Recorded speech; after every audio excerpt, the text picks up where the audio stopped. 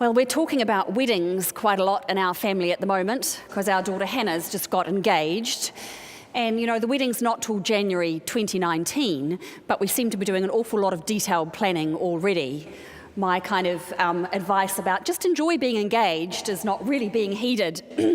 One of Hannah's friends who's already married suggested that the best thing they ever did was employ a wedding planner, and Hannah said, don't worry, my sister has already got at least 7 spreadsheets on the go, and my mother knows a little bit about planning weddings, so she thought she'd be all right without the planner.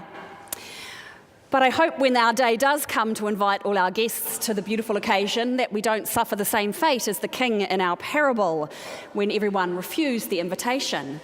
Although I suppose the bank balance would be a bit stronger if we did that, but it wouldn't be nearly as much fun.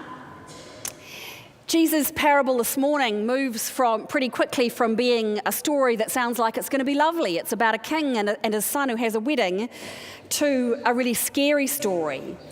It seems to paint a picture of the wrath and judgment of God.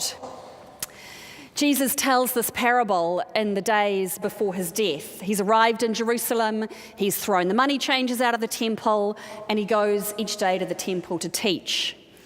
And the Pharisees and the temple officials are getting more and more hostile, and Jesus certainly doesn't shy away from winding them up either.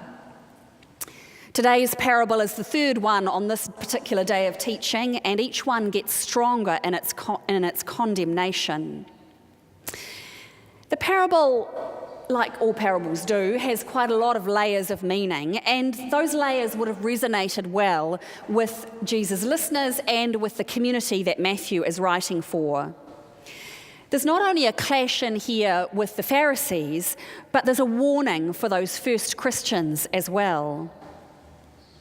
It starts off like many of Jesus' parables. There was a king who invited people to the wedding of his son, like the parable of the wedding with the 10 bridesmaids, or the parable of the father who had 2 sons, or the landowner working in his vineyard.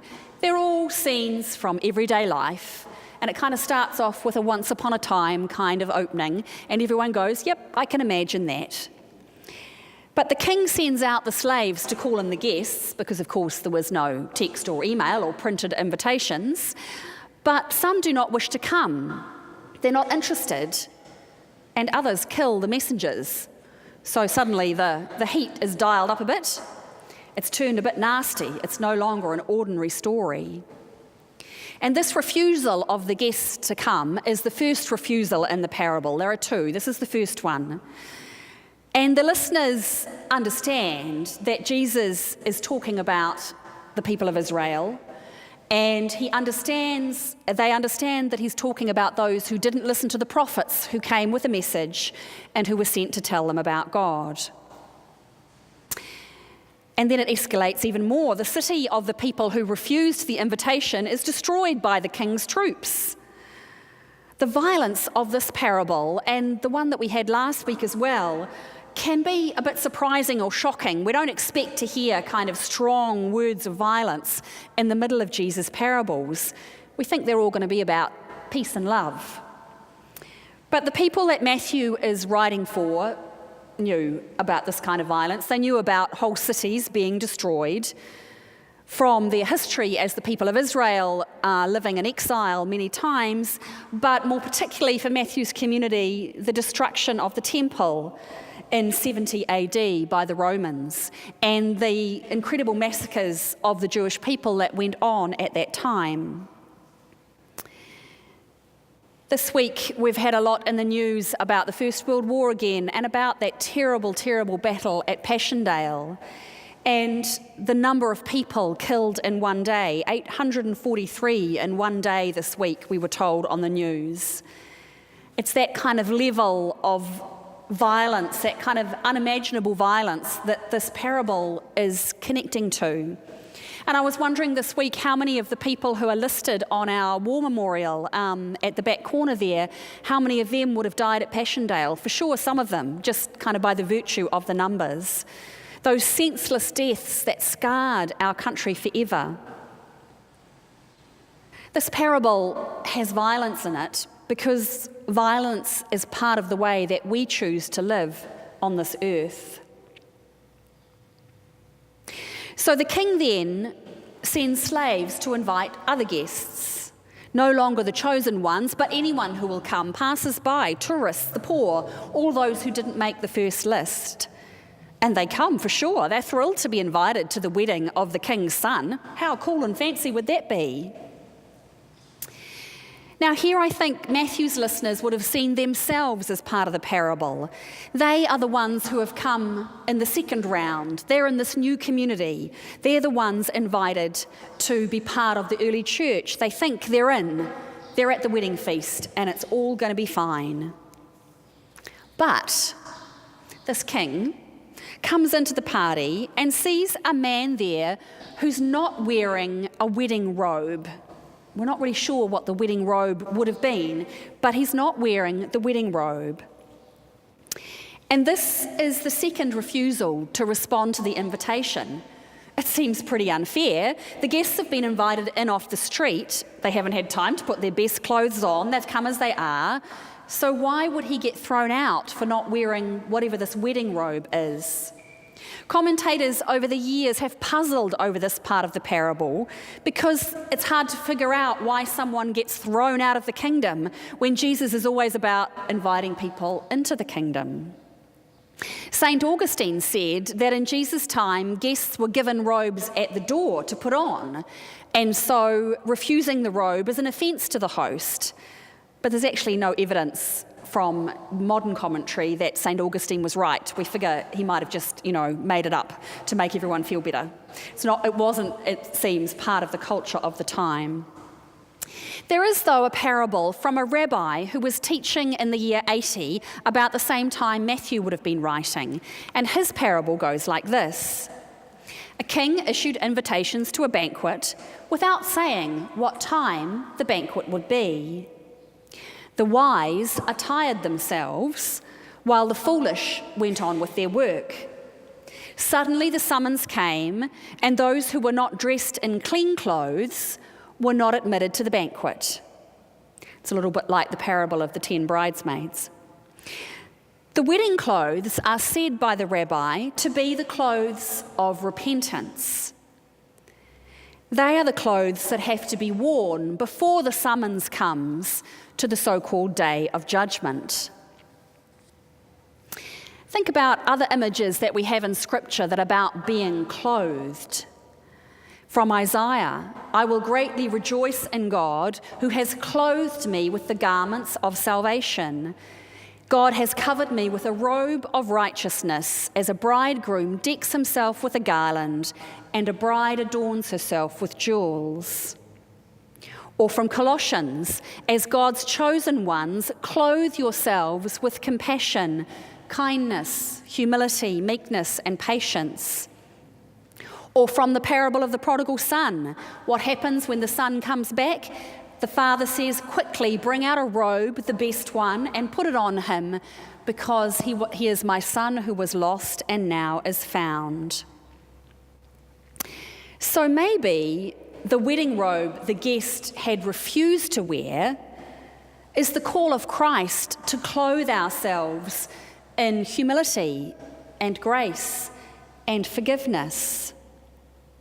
To clothe ourselves in the grace of God, to accept God's forgiveness, which is freely given, and to do that before the call comes to present ourselves at the wedding banquet. So there is still in this parable a time of decision, a time when we are called to be in or out, where we get the opportunity to accept the robe of grace or not. One writer says that he thinks Matthew's community are yearning back to the time when some of them had sat at the table with Jesus. Remember how it felt at that table, he seems to say, even as the threat of violence continues to swirl around them. Remember that time. We will feast again. And this table here, this table of the Eucharist, represents that table to which we are invited. We are gathered at this table and we are invited. It's like the banquet from Isaiah. that we heard read earlier. On this mountain, the Lord of hosts will make for all peoples a feast of rich food, a feast of well-aged wines, of rich food filled with marrow, of well-aged wines strained clear. And we who are churchgoers and who gather at this table of Jesus each week, we can fool ourselves into thinking that we get invited here because of our good deeds, because of our right beliefs, because we support charities, because we recycle, because we worry about our neighbours.